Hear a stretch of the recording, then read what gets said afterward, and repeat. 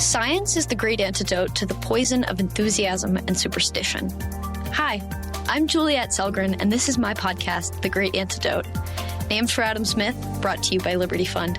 To learn more, visit www.adamsmithworks.org. Welcome back. Today, on April 17th, 2025, I'm really excited to welcome Justin Callais to the podcast. He is the chief economist at the Archbridge Institute, and he received his PhD at Texas Tech. Today, we're going to be talking about a bunch of different stuff, including probably mobility, prosperity, freedom, all those sorts of good things. And I'm excited to get into it. So welcome to the podcast. Thank you, Juliet. I'm very excited. I've listened to a lot of episodes, so I'm very excited to be on this one. I'm very, very flattered.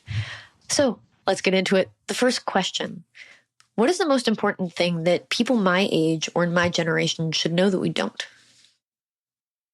Okay, great. No, that's a really great question, and I love that you start a lot of these podcasts with this question, and in part because I'm not that much older than someone who's in undergrad right now. So I have a little bit of, years of experience, but not enough to where it's too distant away. So I think if I, could tell someone who's like in a slightly younger generation than me, I'd basically just say it's all probably going to be okay. Like, it's all going to be okay. I mean, I think we all, like a lot of people in my generation and younger, have this kind of incessant like pressure to try to solve all the world's problems or take on the burden of all the world's problems. But I think you can make meaningful impact as an individual. But that doesn't mean you need to be worried about every single possible thing going on in the world at every single possible time. And I think a lot of that has to do with just, kind of taking an inward and then outward look on what can you actually accomplish and what can you actually solve.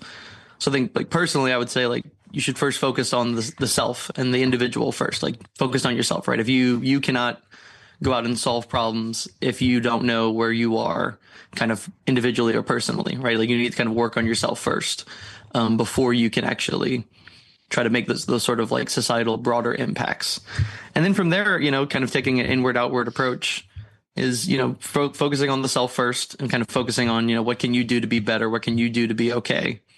And then kind of focusing on the things you can control more kind of in groups next of like, okay, your smaller groups, like your very close friends or your family members, right? Those are incredibly important parts of community, incredibly important parts of like, it's a lot more tangential and something you can tangibly, control. You can control, are you a good friend? You can't control, are you a caring member of your family? Are you taking care of the people around you? And then kind of what sort of small incremental steps can you make to have some sort of impact outside of that? So I think in part of it, not to get too economist too early, but, focus on what your comparative advantage is, right? Like, what are you good at? What do you believe in? What are you particularly passionate about? And try to focus on those things first rather than, because if you're trying to solve all the world's problems, you're going to inevitably always fall short. Because no one person can solve every single one of the world's problems. So if you're worried about every single one of them, you're not actually going to be able to accomplish. You're going to be constantly feeling like you're not fulfilled, and you're going to be constantly worried about not actually succeeding when you can make very tangential, successful steps in the process. So success should be hard, but it shouldn't be miserable, right? So like success should mean that you're trying to be better. You're trying to get better every day, and you're trying to make improvements, but you don't need to necessarily solve every single one of the problems, because again, then you're just going to be unfulfilled. You're just going to have an unfulfilled life and constantly feel like you're failing. Now, I don't want this to necessarily mean that, you should, solve something and then, never do anything ever again, right? But it's more about, solving what you can, controlling what you can control, and then trying to make those impacts elsewhere. This is great for so many reasons. I mean, first, you are the only person I've ever heard say that this sort of feeling, this zeitgeist of how am I going to affect the world? What am I going to do next? Who am I? What do I do? This anxiety that it actually extends to anyone older than me, effectively. And I'm kind of wondering why. I mean, why do you think, having spent more time on Earth and probably thinking about this, what do you think the cause is? Everyone's blaming the phones, but if you feel it, and it's maybe more of a cultural thing, I don't know. What? Well, I do. I don't necessarily just say like it's the phones, but I do think there's something to the fact that, I mean, I don't remember. I mean, there wasn't much in my life where there was not the internet and the phones, right? Like I'm 29, so it's not like there's a huge gap of like, oh, computers are just ancient to me, right? They were kind of around and in the zeitgeist when I was growing up. But I do think that, I think obviously having global access to knowing about what's going on in all parts of the world is important. And I think it's great. And I think it's one of the best benefits that we can feel so connected despite being geographically far away. But I think that right, again, not to get too economist too early, but there's trade-offs to all of this, right? And I think one of the trade-offs is that because we know about all these certain aspects and everything that's kind of going on in the world for the most part, we feel like this sort of pressure to help or have some sort of solution to it. And I think that's, overall a good thing. I don't think that's a bad thing to want to help, right? Like I remember in high school, kind of the first example I could think about this, which I don't know if this is probably this probably happened too long ago for this to be relevant to you, and maybe happened too late for this to be relevant to anyone older listening, but I'll mention it anyway, is the Stop Coney movement that happened in high school. That there was this guy named Coney in Africa who was doing all of, a bunch of basically like kidnapping a bunch of children and like kind of running this basically autocratic cult going on. And that was kind of the first tangible moment that I remember seeing that was like people really wanted to, okay, we got to do something about this. This is this terrible thing that's happening. And we never heard anything about it again, right? There was going to be the Stop Coney Day at some point in high school. And that I don't really know what that even meant, right? It just kind of was a thing that happened. So I think in part, kind of taking it more broadly, is the fact that, because if you think about it, like way back in the day, right, when there weren't phones and there wasn't access to like what's going on, like if you saw, like we have this kind of human part about us that wants to help, that wants to like actually, we're not just individuals, right? We are part of a broader society. So you want to help, right? So if you were, thinking, let's say 100 years ago or, even 50 years ago, and you're walking down the street and you see someone in need of help, there's this kind of natural calling to help. But now we're in a situation to where those callings to help are a much wider range, right? You would have only seen this if you're walking down the street or walking near in your neighborhood, or you heard from it on the newspaper or something. But now over time, we're getting a larger and larger pool of things that you want to help. And there's this kind of incessant need, which I think is a good part of what makes us like moral creatures, but is also like could potentially be our downfall if we let it burden us too much, of like there's all of these problems going on, there's all of these issues. And I think especially people in my generation and your generation and younger, we haven't had the foresight of being able to see like, oh well, yes, it sounds like, it might seem like the world's worse now today than it was 50, 100 years ago, because we see all these different problems, but we don't have the foresight or didn't have the knowledge or the time to see kind of, well, yes, there's a lot of issues going on, but the world is much, much better off than it was 50, 100, even 20 years ago. And so I think there's just a big part of it that's just we want to help, but now we're at the point where we see so many different things going on because our knowledge base of what's going on in the world is much larger, that we just can't get past the point of like looking beyond that. I think there's another dimension that I recently realized to this time angle of we don't really, or at least haven't had the time to realize that time has existed for so long and that really it's going to be okay because it's always been okay. The other dimension is actually another numerical thing, kind of, but it's just scale in terms of people. Like, how much of an effect can you really have doing certain activities? I realized how many people lived in New York City probably last week. Like, I actually, for whatever reason, for the first time, I've known it's available information. You can look it up. You can see it. You can know how many people live in New York City. But what does that concept look like? Can you conceptualize what that many people looks like, what that sort of society looks like, what that means in terms of how many people you could feasibly know or impact, even on an interpersonal, day-to-day interacting way, right? I can imagine in New York, if you were to map a day or a week or a year, two people walking around and living, and you can see their lives kind of intermingling in terms of where they've actually physically been in the city, but never in a million years would they meet.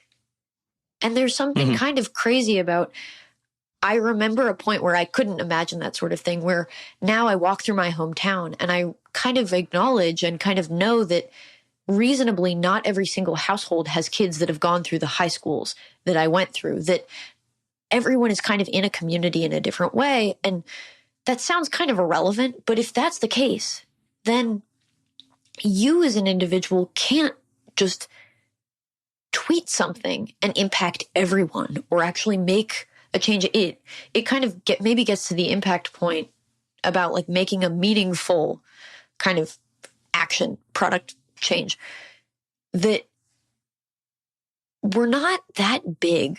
Like, we're kind of price takers in terms of society and life because we're so small. We've existed for so little of the overall time that humans have existed, and so much has happened and so much will continue to happen, and it will all turn out to be okay, in part because even though we can make change, and there's a narrative that we're going to make the change and we're going to fix it and whatever. Fix what? Fix what? Like, I don't know, anything. We can't really, and we especially can't do it alone. And I think there's something about that that has been really striking to me recently. I don't know. No, absolutely. I mean, I completely agree. Like, I mean, even just taking out the New York City example. So I'm from a town that's called Cut Off, Louisiana. And I joke that it's called Cut Off, Louisiana because it's cut off from much of the rest of the world, kind of geographically. It is in like it's in a parish, which is, just a county everywhere else. But in Louisiana, we call them parishes. That's a very tall, skinny parish. So it's, it's one of the more south towns of that parish. And I mean, even, there's maybe 5,000 people that live there in that town. And even there, right, when I go home and, I'm just existing and going to like the Walmart or the, grocery store or wherever else in the town, I mean, there's so many people there who I have never seen once in my entire life. And despite it being, having lived there for 18 years full time and, 22 years on and off, counting college. And I mean, so I mean, even an example like going beyond just New York City and going to, even a smaller town, like there's all these people's different lives. And I think that kind of goes back to what you were saying about how like individually, I think it could be anxiety inducing, but it could also be kind of relieving in a sense to know that like you individually cannot necessarily make an incredibly large impact on the world because of just the sheer scope of like the number of people that that are existing and have existed before you. But that's also kind of relieving in a sense, right? The knowing that, hey, the burden of the world's problems are not just on your shoulders, right? And I think, I don't want to conflate this necessarily with just saying, so, don't worry about anything and don't, try to make anything better or do anything about it. But just realizing that, you're not solely responsible for all of the problems, right? You can only control what you can control, right? Maybe some sort of like stoic view of it, of like you can only control very tangible things in your life, but those things can have real impacts on the people around you, right? So like if I don't have children, but like if you have a child, right? You can make a very tangible impact on that kid's life. Or if you have like family members and like and close friends, right? You can make tangible impacts on those lives, right? For good and for bad. So thinking about that in that sense, I think is relieving in a way, because it allows us to really focus on what we can actually change, what we can actually have an impact on, and without feeling the burden of like necessarily trying to fix all of the world's problems at once. Well, and what's so weird is, why should that thought be so relieving? I try to explain that, like, realizing that it's not your problem, or trying to explain to kind of older people in the movement, or just adults or people that I grew up around, that us fixing the problems, again, whatever that's supposed to mean, is not a narrative that is conducive to actually fixing any problems. For whatever reason, Right. It's really hard to communicate that. But I think kind of the idea that you were saying of how do you do it, like the method is really important, and understanding that it has to be through you, through the individual to the other individuals, to actually get anywhere. I mean, even just in terms of learning, how are you supposed to learn how you can make change, how you can impact others? They eventually, at a point, if you want to make societal change, or change on like the frontier of knowledge or something, you can't do that if you've never experimented on a smaller scale. Exactly. Marginal. Yeah, you're not going to immediately be able to solve the world. Yeah. Yes, marginal thinking, right? You cannot solve the world's problems without solving very concrete individual problems before, right? If you think about just anyone if we think of the people in history who have made the largest changes and have kind of stand out in the history books of people like, oh, they made monumental changes in the world. If you think of you think of your favorite entrepreneur, your favorite political leader, your favorite or least favorite political leader, or your favorite philanthropist, or you think of your favorite religious leader, right? Whoever that is, right? They had to start somewhere. Oh yeah. Everyone had to start, right? You don't just all of a sudden you're not all of a sudden become 18 and now you have the freedom to do all these different things, and then you instantly just change the world immediately, right? There, you have to start somewhere.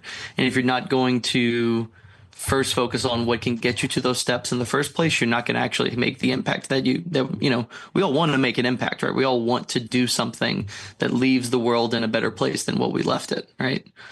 But you're not going to do that without first being able to, concretely focus on the things you can control first, and then, work towards that. And, this isn't to say, like, I think, as generations, right? Generations typically make the world a better place as a whole, but generations are like, millennials or Gen Zers, Gen Xers, whatever, whatever group you want to say, like, as a group, we make impacts, and we have concrete evidence of what those impacts can look like in the world.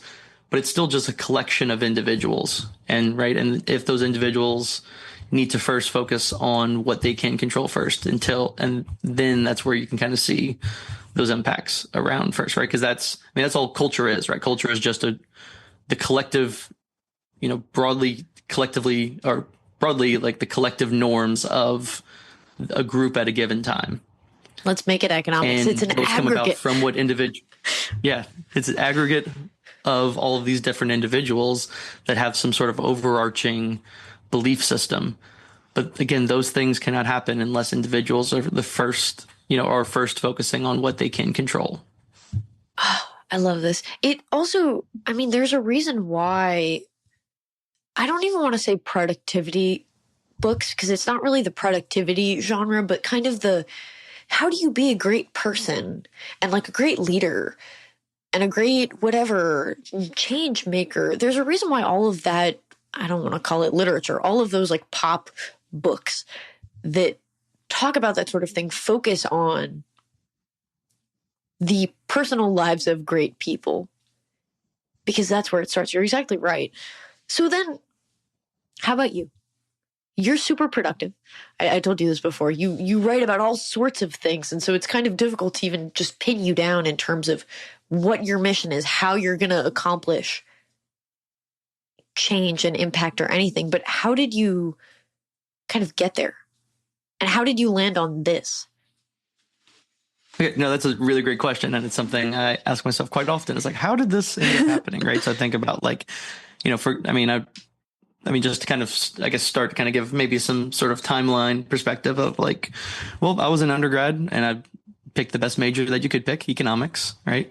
And Represent. I really had no idea what I wanted to do, right? I just kind of had no clue what I wanted to do. I just, in all honesty, like I picked Loyola New Orleans for undergrad, not because they had great economists there.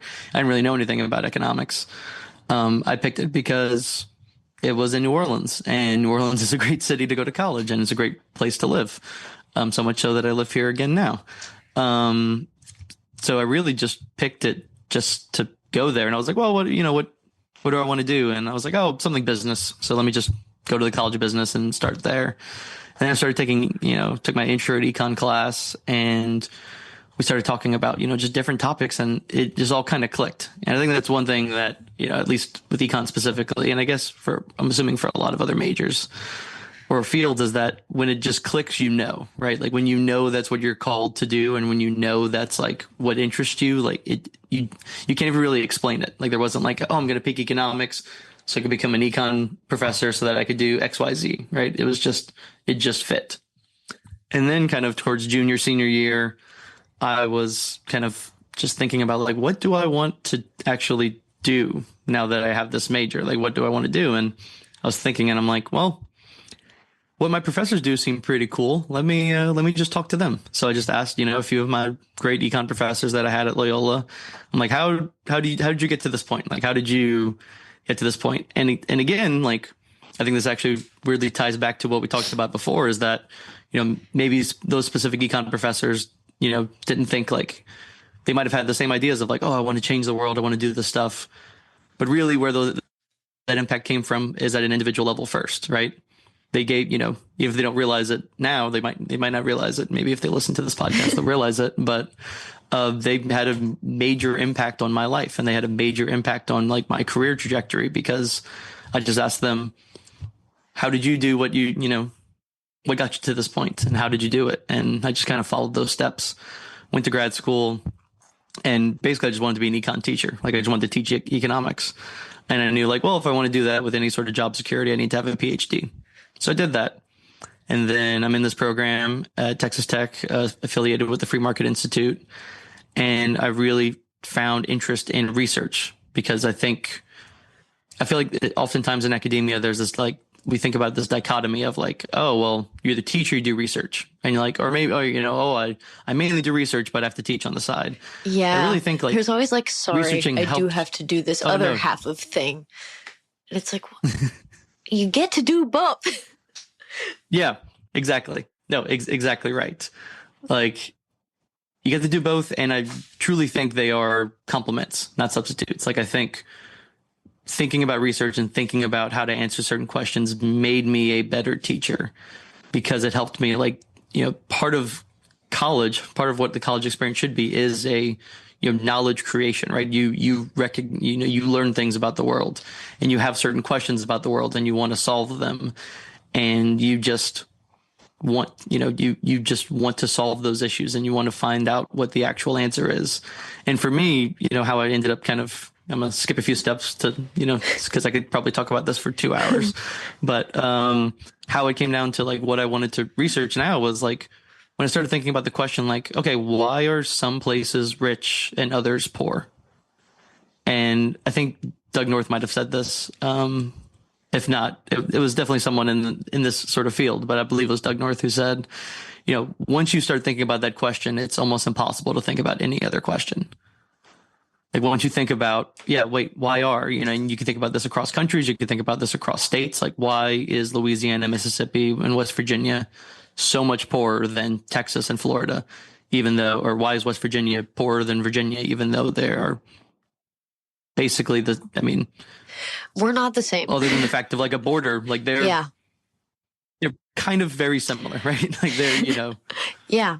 They're similar in terms of like geography and in every other way that is just like, right. If we didn't put a line, right, what makes them different is the institutions and the rules, right?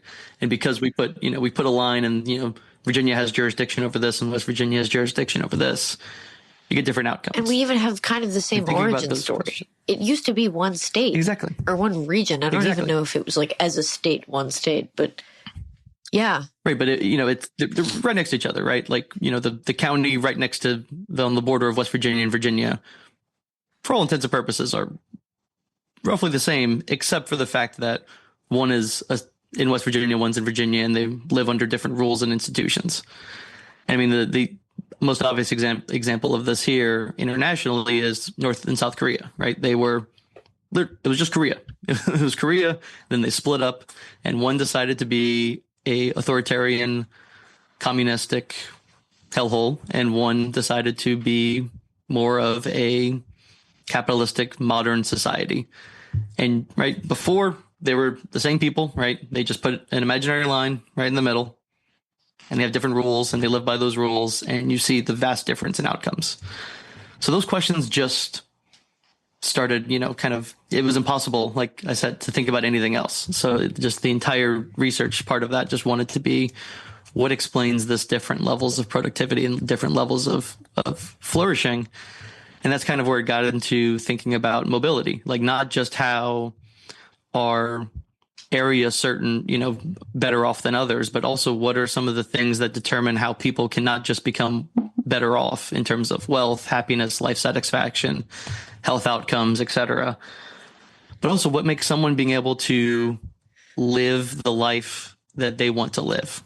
And like what sort of institutions or what sort of rules or what sort of culture is in place that allows people to improve. And actually, it's not just like, all right, you're born, because you think about it historically, right? For many people, you're born, in this class, and you were staying in this class forever, and there's no way to get out of it, right? You weren't born to nobility, so your life is going to be a peasant, and that just is how it is. So that's when I really started thinking about these sort of mobility questions, because that, and to kind of take it back a little bit, I was thinking about, for example, like my grandfather, who was, born to parents who didn't really speak English, because we were born in, they were raised in very southeast Louisiana.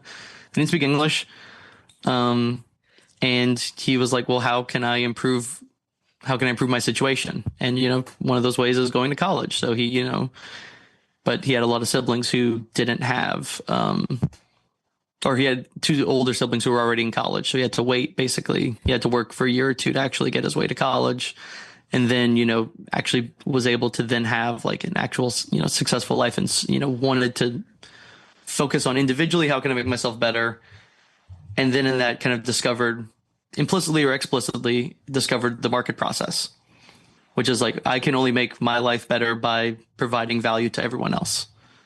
And that's kind of where I really got into like this mobility and entrepreneurship link. I know this is kind of maybe a long-winded way of saying this, but it's just a lot of different personal experiences, like seeing my grandfather, seeing, going into academia and trying to see what I wanted to do. And then the types of questions that I wanted to answer were just much like how you mentioned earlier, my research and what I work on is kind of all over the place. And it's very kind of well-rounded, but it's at the core question of how are people able to flourish, and what rules allow for people to flourish in a society. I think that was perfect, because it is a very good example, which you can only really see if we get kind of into the details like you did, just how, right, the individual personal experiences actually do teach you how not only change is made, but how to even think about the world without thinking about the example of your grandfather. You could not have been kind of clued into certain elements of how growth and mobility work. And that's what you do on the grander scale, is talk about how that works, right? And so yeah, even those kind of minor examples and anecdotes along the way are really, they go back to the first question. So let's talk about mobility. Something that so you've kind of made the case for why mobility is important to us, but I've always kind of struggled with this conceptually. If we care about mobility, what type of mobility do we care about? What does it even mean? I think economists say that, and then other people are like, I can walk. I'm not disabled. Fingers crossed. And so what do we mean when we say that? And is there a point where that becomes irrelevant? Are there people that matters more for? Does it matter more in certain parts of the world or the United States that mobility exists, right? Is it more effective as an institution? It's not really an institution. It's kind of a metric, but it's an important characteristic. Mm-hmm. Where is it more important and where is it less important? Or is it equally important all around? Yeah. So I guess if I had to, I guess the first thing I'll say is I think it is probably most important for the people that need it the most. And what I mean by that is mobility is, most important for the people who are the most economically or politically disadvantaged in the world, in the country, in the state, in the locality, whatever degree you want, whatever sort of area you want to look at. It matters most, right? Because like if you are born to a billionaire, you're pretty happy in your state, right? You probably don't want to be you might want to be mobile in terms of being able to do other things. You might want to be able to live your life in certain other ways, but it's really crucially important for the poorest among us. And I think that's kind of at least what got me super passionate about this topic, which is just the idea that, well, you don't want to be born, if you're born in a situation, you don't want that to be just the determining factor for what happens the rest of your life, right? You want to live, right? That's, if you want to think about it in a specific context, like mobility is the American dream, right? It is, at least in my view, it is the American dream. It is the way in which you can, I hate the term, pull yourself up by your bootstraps. That's not exactly where I want to go with this, but the idea that you can, or, if allowed, you should have the ability to make your life what you want it to be. And I think one of the, I think this is important for income, and people, especially economists, we like to think about this in terms of income mobility, of like what your parents' income is not determinant of your income, right? In an ideal world, that relationship should be pretty low. In an ideal world, because because that would imply that, if it's a very strong relationship, that would imply that your parents' income is almost a perfect predictor of your income. And that's not that great of an outcome to be in. What I think matters more here in a broader context, and this is kind of where this sort of thinking has kind of evolved, at least for me, is, well, that means, mobility means a lot of different things to a lot of different people. So I like to think of it more in terms of social mobility, which is, okay, well, you don't just necessarily want to make more money than your parents, because that means you can, do more things, provide for your children in a better way, go on more vacations, all these sort of things. We also just get to live the life that you want to live, right? If you want so mobility can mean different things for different people. For some, it might mean I want to make the most amount of money as possible. For some, that might mean I want to have a good, stable job. I'm willing to, not take on the risks necessarily that go along with maybe starting like a new startup or a new venture or something like that. But that also allows for you to, you can make those choices, right? It's basically the freedom to make the choices that you see to make your life better. So that is, I want to have a stable income with a spouse and a few children, and I provide for them in a way that is good, and I provide for them, and I am a present parent in their lives. That is mobility to me, right? You being able to live the life that you want to live in a way that you see as productive, because it kind of goes back to that original point of like, control what you can control, right? What is the life that knowing how each individual, or how an individual views their sort of ideal, it matters a lot to figure out how can you live that life that you want to live. And to me, that's just mobility, like just being able to live the life that you want to live, no matter what that might mean. I mean, for example, to tie back into something that we've talked about a lot at the Archbridge Institute, is we do these surveys of American Dream surveys every single year. And they have, even before I was there, right, they've done it for a few years. And they ask people, what does the American dream mean to you? And I think in part because the U.S. is already despite what everyone thinks, a very rich, developed, strong institutions for the most part country. There's obviously some concerns we might want to get into later about things going on in the U.S., but we can get get into those later. Place that, to where for most people, what the American dream means to them is not just, oh, I want to make a lot of money. It means I want to live a more fulfilled life, right? It goes back to those hierarchy of needs of like, well, a middle income person in the US can live a pretty good life, right? Especially relative to the US 20 years ago, 50 years ago, 100 years ago, 200 years ago, but also relative to most other countries in the entire world. A middle income person in the US can live a very good life. So now that you have those needs met, what else can matter, right? And I think that goes back to, again, that first question that you asked of what, why is it that we, in, my generation, your generation and younger, and maybe even some generations older, why are we having these burdens of like figuring out what's going on in the world and like trying to solve all these problems? I think in part because for the most part, we all live pretty good lives, right? Like if you were a child born in the US in 1800, well, you weren't really worried too much about the rest of the world. You were trying to make sure that you as a family unit survived and lived. Now those needs are met, and we no longer have to worry about those specific things for the most part. Now we can worry about all these other things. So I think for mobility, it really comes back to the idea that you just want to be able to have the life that you feel the most fulfilled in. So it is kind of this it's kind of this somewhat abstract idea, at least to me, because people are individuals and people have different views. So I think that's where that kind of freedom and mobility sort of interlaps there, or interacts there, is thinking about how people can live the life that they want to live and how is that life can get better. And to me, that's what mobility is. It seems like you have such a colorful understanding of this concept and these concepts more generally that I think most economists, maybe not then they have, but then they express. And maybe then they measure. So then when you go about kind of measuring it, right? So you kind of touched on some of these problems where like income mobility we think is great because money is universal, right? It's the one thing that's like super duper measurable across all people.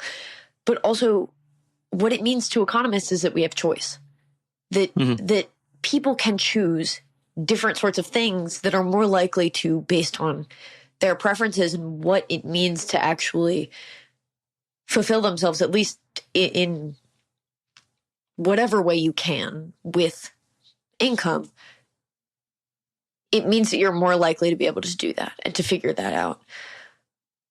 But then, depending on your preferences for money and fulfillment and all of this stuff, and once you do have fulfillment, how do you go about measuring mobility if you have already dealt with the income bit, but you have to deal with this other thing of, well, that's not the whole story, or especially in a place so prosperous, that's not the whole story. Because I guess the marginal return to increased income mobility once you're already absolutely pretty freaking prosperous is less than for people who do not have anything, where that really just makes a huge difference. It means you're well fed, right? And now it's like, oh, I get to buy another bow. Yay. I don't know. That was like a really dumb example, but how do you measure this fulfillment bit? And how do you know the counterfactual of this person's life would have looked this way otherwise if they weren't fulfilled, or would look this way if they were fulfilled? And figuring that out, do you account for that at all when you kind of look at and measure these things? And how would you even go about doing that? Yeah, no, that's a super interesting question. And yeah, I think that's, in part because I view it as so, and I think to be fair to a lot of economists in this field, one of the reasons that people look at income mobility is, like you said, it's measurable. It's something we could actually measure. Yeah. And we know, just from, and I'll give myself a not so humble plug of my first post in my Substack, Debunking Degrowth. You talked about why economic growth is underrated and why it's not appreciated as much as I think it should be, especially now. You've seen a lot of people say like, oh, well, growth is good and all this, but, it comes at the societal cost of like, we are now just purely economic agents who just want to make as much money as possible. But economic growth is good because economic growth is very well correlated with all of these other things we care about, right? So you say like, oh, well, a lot of people say like, oh, well, economic growth matters a lot, but what really matters is happiness or life satisfaction or life expectancy or health outcomes. Luckily, economic growth is correlated with all those things, and I think causally related to all these things as well, that economic growth is the solution to all of these problems, right? If you think about it from an economic standpoint, more growth means that we have more choices, which means we have more ability to find new solutions that we did before, right? So sure, economic growth might also be good to get a second boat or even a first boat, like the example you gave, but it's also good because, okay, well, now we have higher income, so we can now, take care of those sort of other needs, right? If you look on, since we're both in a younger generation, if you're scrolling on Instagram and you come across these ads, right? A lot of these ads are for products that, people 30 years ago might have said like, what is this? Oh, it's this cool water floss pick. Okay, what is that? Neat. That's kind of cool, but what does it do? Well, it can provide a lot of tangible benefits to having, your teeth more cleaned in a way that you would need to go to the dentist before to actually get that sort of experience, right? I know it's a very specific example, but it's at least, it's the last ad I remember seeing on Instagram. So well, and then you're not dying of like whatever tooth stuff. Decay and disease, yeah. If you have plaque in your teeth for a long time, it can get into your bloodstream and give you an infection. That used to kill a lot of people. And that's if you keep your teeth. Yeah. Which we can do now. We keep them. Right. We don't lose them prematurely. And if you do lose them, we now have the innovation and prosperity to give you, dentures and all these other things that provide, that mean you're not just going to have to drink smoothies for the rest of your life.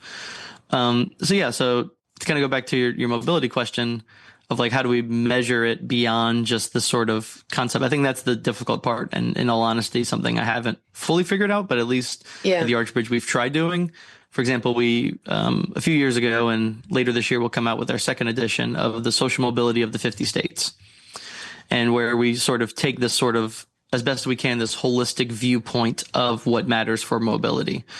So we look at things like entrepreneurship and economic growth, understanding that entrepreneurship is not just good for the entrepreneur, but it's good for the employees that they hire.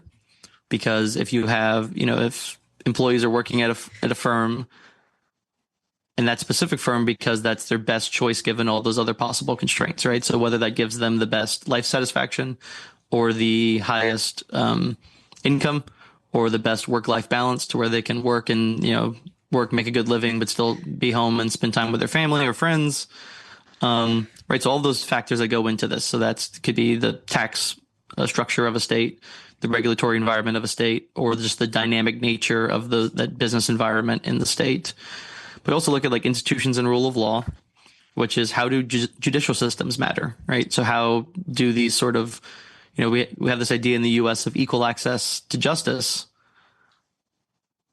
but that's not really actually the case across states, right? There's a huge difference amongst them. And being from Louisiana, that is where we actually rank the lowest, or we actually rank the lowest overall, but in that specific area is where we kind of stand out. And also like the state predatory action. So like how states specifically get in the way of your life, right? How they, more proactively get in the way of you living a fulfilled life. But also like education and skills development and parental engagement and stability, right? All these aspects that, individually have an impact, but in this kind of aggregate sense, all have a piece of the puzzle that makes up a good, fulfilled, mobile life, or at least the environment in that state to live a good, fulfilled life. And then finally, social capital. Right. Communities matter. Right. So like if we live in this world where we're increasingly living in this world in the U.S. where so many of those societal issues are becoming this top down, one solution solves all sort of thing, or at least one, policy, this, one size fits all policy. But social capital and community matters. Right. Like we talked about earlier, like community matters and kind of having those close connections with people near us. having those close connections to the community, your family, your friends, your children, your spouse, all these things matter, right? So I don't think there's one perfect way to measure this, kind of going beyond something like income. But I do think that at least, if I could be a little, maybe not so humble, I think that our index does a good job of doing is trying to get this kind of holistic, well-rounded view of what does a mobile life mean and what does it look like in the U.S. So I'm really trying not to sneeze right now. Whew. I did it. So what you kind of talked about the things that go into making a mobile life, or that can be destructive to having like a mobile and prosperous life that has people flourishing. But is there an example, I guess? I mean, you mentioned Louisiana as being one of the worst, but like, what is the best place to live for this? So at least according to our index, Utah seems to be doing really well and they rank really highly. And I think, in part it is a lot of the kind of societal cultural things about Utah that make them a well-rounded community. But there's also like tangible policies as well that Utah is doing and has done and has improved upon. For example, they're the only state in the country that has a one-door policy to welfare. And what that basically means is that if you are in a situation where you need welfare benefits, well, if we believe that transactions costs matter, and they do, that Utah makes it as easy as possible for someone to actually receive those benefits. So they don't have to go through, you have to fill out this form, and you go to this office to get your housing, and you go to this office to get your food stamps, and you go to this house to get, education assistance, and you go to this house, you go to this building to get, insert any other benefit that you might need, disabilities or whatever else you might need.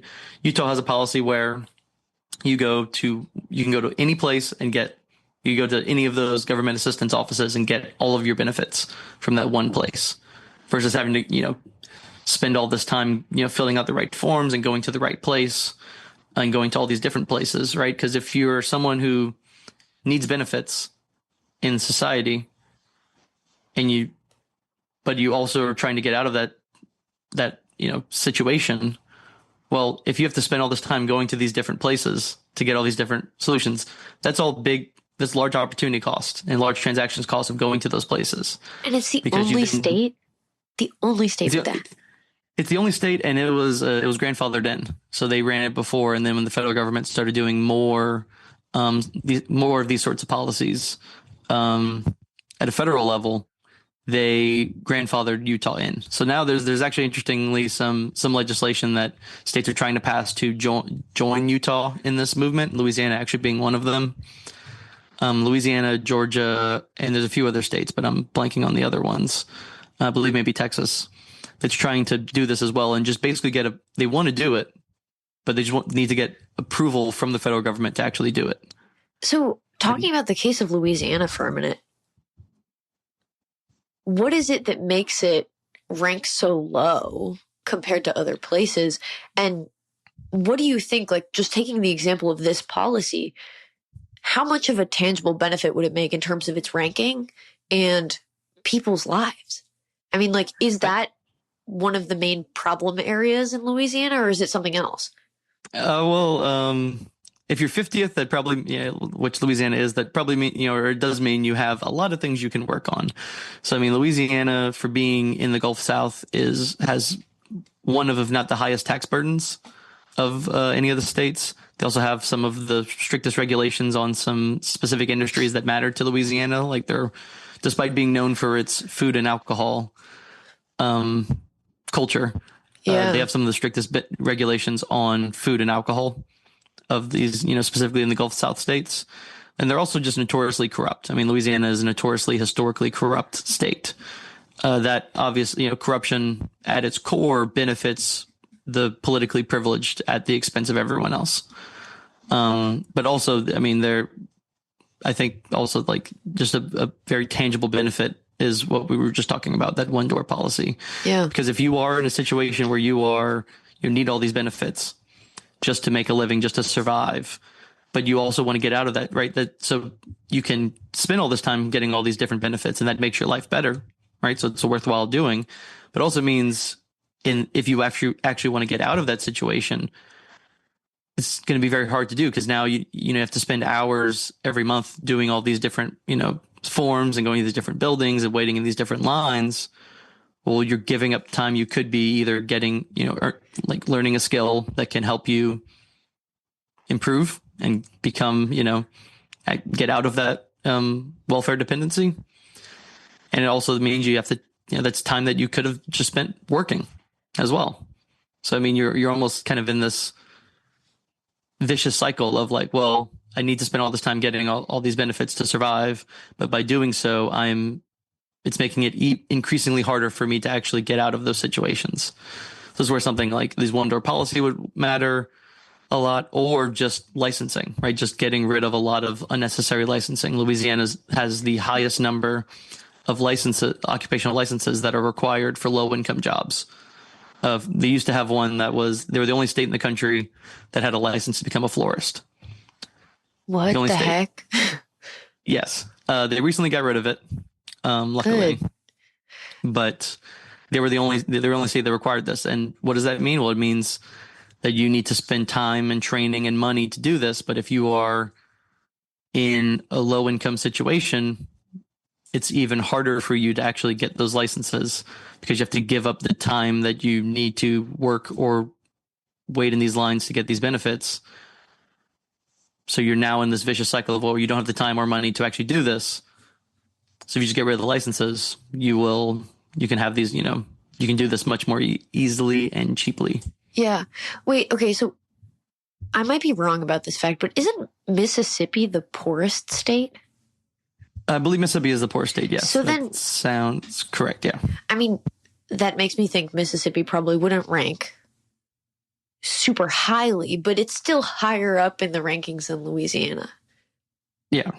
That seems kind of odd. I mean, maybe the kind of extractive institutions help the politically well off. Maybe explains that, but like how does that kind of factor into kind of our understanding of what this means? Well, I mean, I don't want to take too much out of just saying that, like, oh, Louisiana scores worse than Mississippi, so Louisiana's worse off than Mississippi. Just by the nature of making, these sort of indexes, you kind of have to give these numbers and scores. Yeah. It'd be scores, I believe, 49th or 48th. So, I mean, they're not doing great in this fact either. But no, I mean, I think there are things obviously that differ within the states, that Mississippi is doing better than Louisiana. This is particularly in respect to licensing and regulation. They have way fewer business regulations than Louisiana. So a lot of people now, Louisiana has been I believe the only Gulf South state that has negative migration rates, more people are leaving the state than moving in. Wow. And the one that really made me concerned was that, more people from Louisiana moved to Mississippi than people from Mississippi moved to Louisiana. And that was kind of, I love Mississippi and love the people of Mississippi, but that was kind of one where I got really concerned, where I was like, oh, wow, we're even losing to Mississippi. Like, we got to fix something. Yeah. Like, this is not great. So then I guess taking the rankings as a relative thing, which they are, what can the states on the bottom half, bottom 3/4, bottom however much, or even just across the board, what could be done to move up in terms of rankings? And what could every single state, regardless of ranking, do that would improve mobility? Yeah, so I think that's a very great question. I think in part, even states that score great, for example, like some of our top 5 states are like Utah, Minnesota, the Dakotas. They all have things they could work on too, right? No one's ranking number 1 of everybody else. Yeah. So I mean, for example, in the case of Utah, right, they are slowly getting better at, but still had a very poor scores on like education freedom and allowing for like things like school choice. Or housing regulations, right? They're getting better at this, but there was still something that, at least at the time, they were scoring pretty poorly on. So being able to do these, different or in the case of Minnesota, right, they are a very high tax state and high regulation state, but they scored well on some of the other measures that made their rankings look good. I think kind of the most broad case I could give for the low ranking states would be that they really need to solve business dynamism. I think people have argued for a while that there's this general trend in the US that business dynamism is going down, which is true to an extent, but is especially true in specific states. So, right, dynamic environments allow for more, business churn, business opportunities, innovation. And that's right. At the end of the day, innovation is what drives long-term growth, innovation and technological advancements. And if you're in a state that isn't prioritizing that in a way that basically just means allowing people to do these activities, you're going to keep falling behind. And at the end of the day, like, education matters a lot, right? Like, for example, Louisiana just passed, education matters a lot, but also just overall ability to live a reasonably well life in those areas. So like Louisiana just dropped its income tax rate a little bit, which is great, but whenever you look at it, there's still a lot of legal issues going on in the state that are holding us back. And that's made something like insurance incredibly expensive in Louisiana relative to other states. So it's like, okay, well, if you saved $3,000 on income tax from moving to Louisiana from, let's say, Mississippi, but you then have to pay $6,000 more in insurance because of a lot of the lack of tort reform that we've had in Louisiana. Well, no one's going to move here if you're, spending $6,000 more, but saving $3,000 on taxes. Like, that movement's not going to happen. So there are a lot of tangible things that a lot of these states need to do, in terms of taxes, regulation, education policies, and just from a community level, like, social capital matters a lot.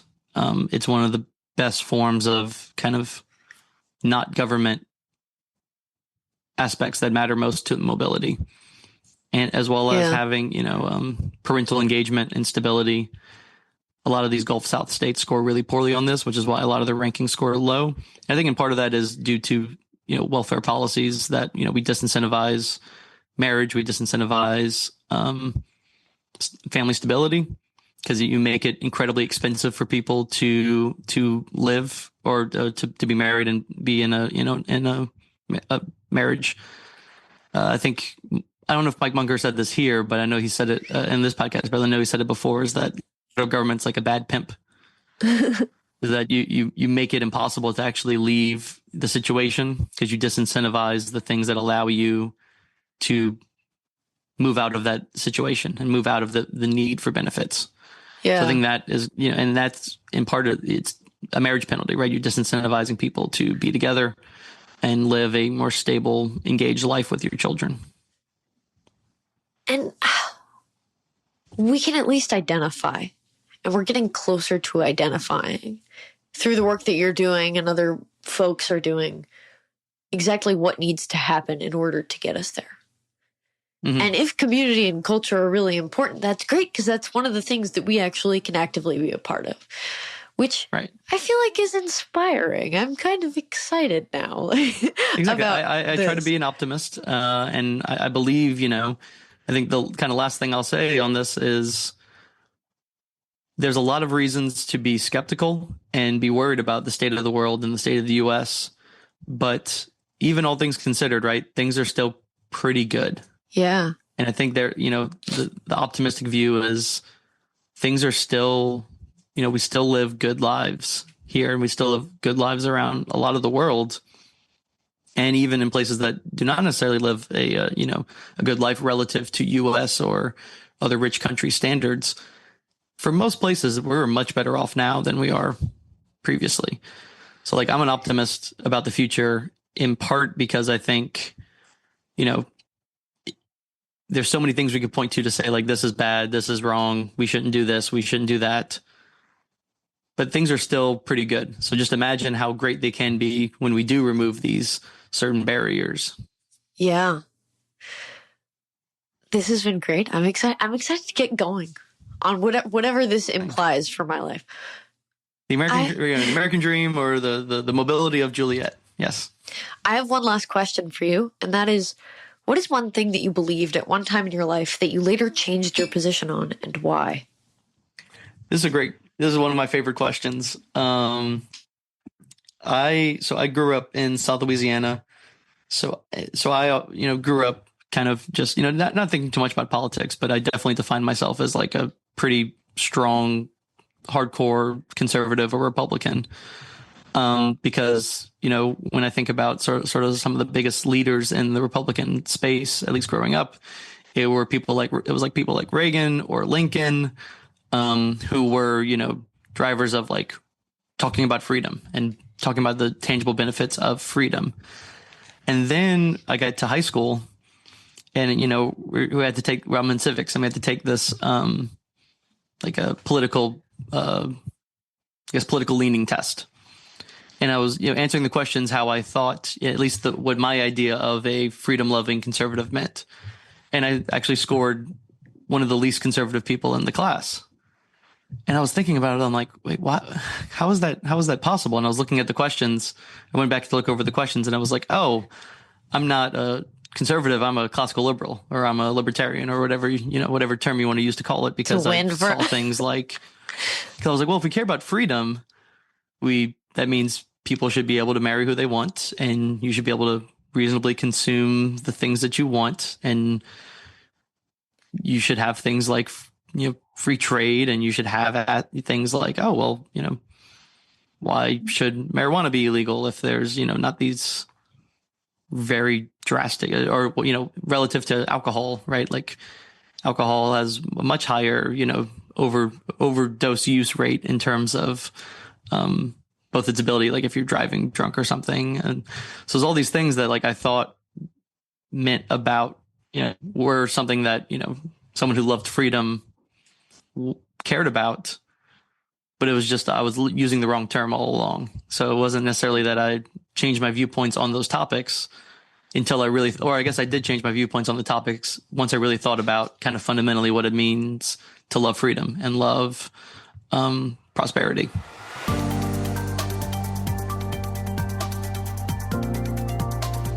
Once again, I'd like to thank my guests for their time and insight. I'd also like to thank you for listening to the Great Antidote podcast. It means a lot. The Great Antidote is sound engineered by Rich Goyette. If you have any questions, any guests, or topic recommendations, please feel free to reach out to me at greatantidote@libertyfund.org. Thank you.